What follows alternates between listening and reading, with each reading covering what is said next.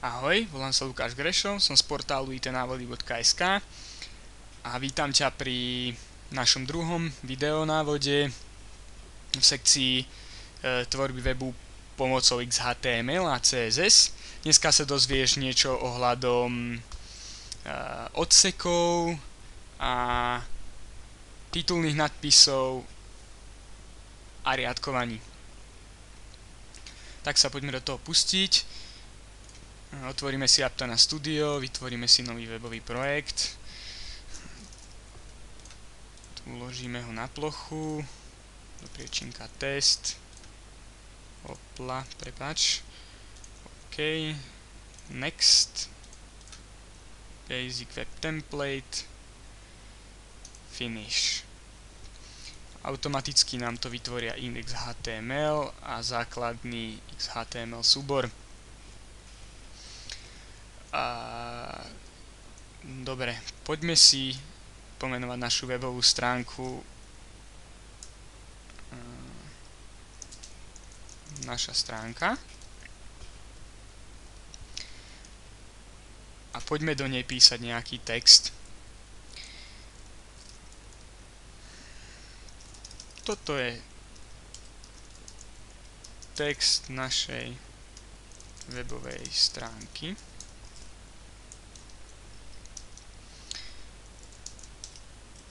Je celkom pekná a preto to radi robíme.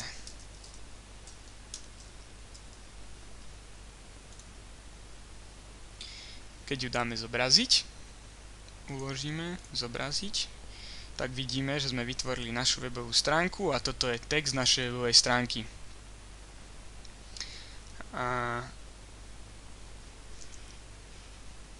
Vráťme sa naspäť do Aptana Studio. Čo keby sme chceli, aby táto veta bola na druhom riadku? No tak dáme Enter a pozrieme sa, čo to urobí. Dáme Run a wow! Ako je to možné? No. Tak je to možné tak, že HTML kód nerozoznáva, alebo teda nie je citlivý na Enter klasického charakteru, že dáme Enter a urobíme 150 enterov, uložíme, dáme prehrať a stále je to isté.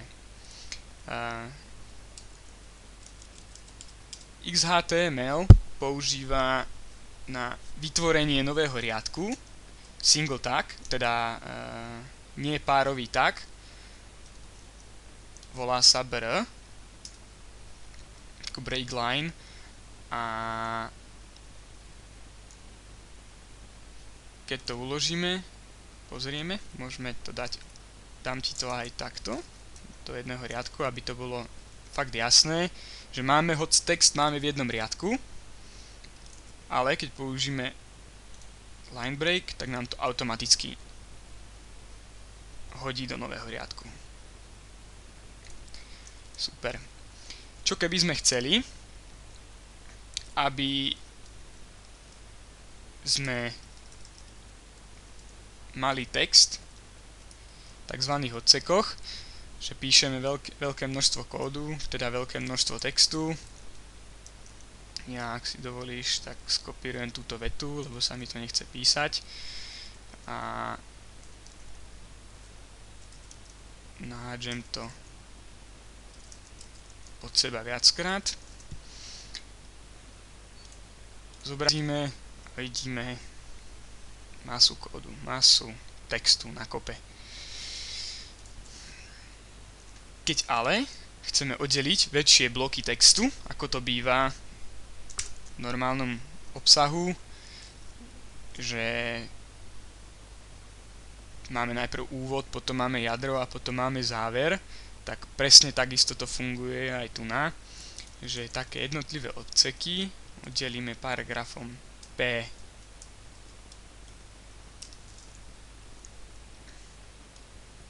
P je párový tag a vložíme do ňoho napríklad prvé 3 riadky.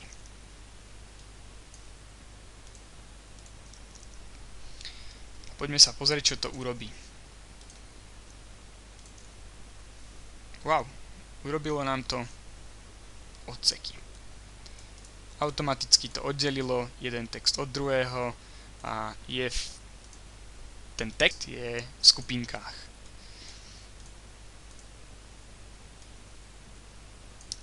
Urobme to isté aj s druhým.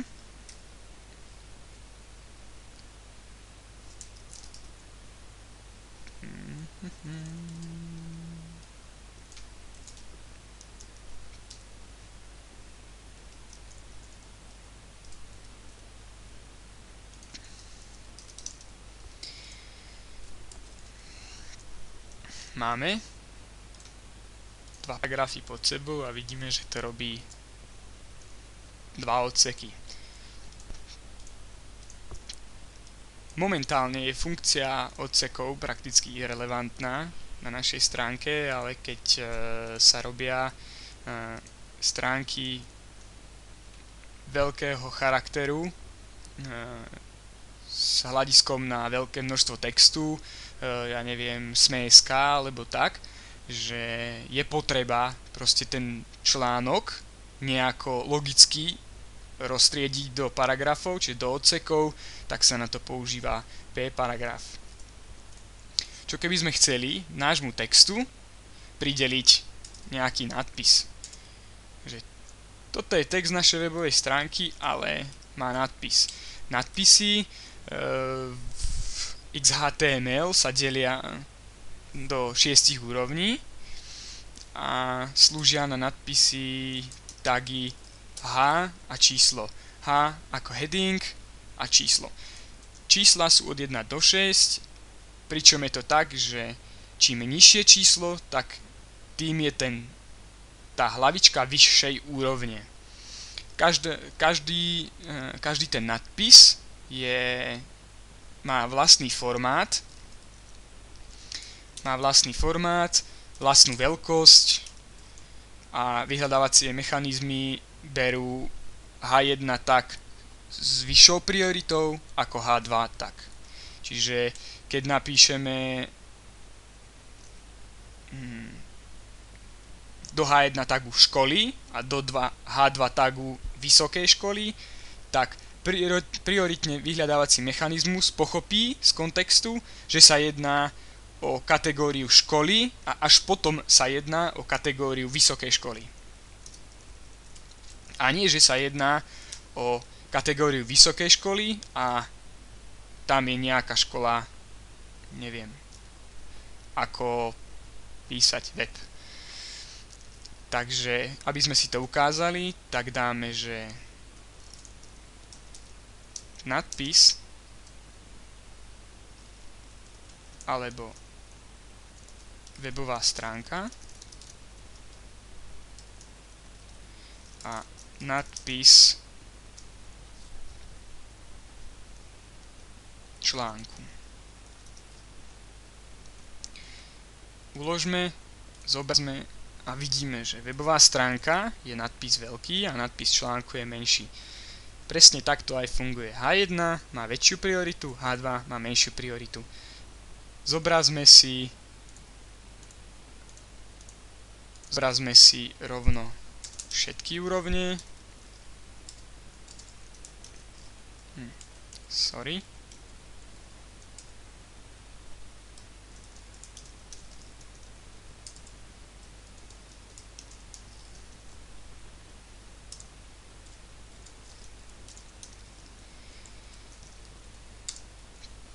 Na doplnenie tagu automatické stlačiť Enter a na to, aby človek prešiel z toho miesta, kde momentálne kurzor sa nachádza, tak používam End klávesu.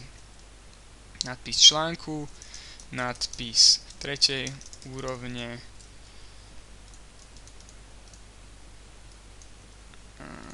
napíšem to, nadpis 4. úrovne,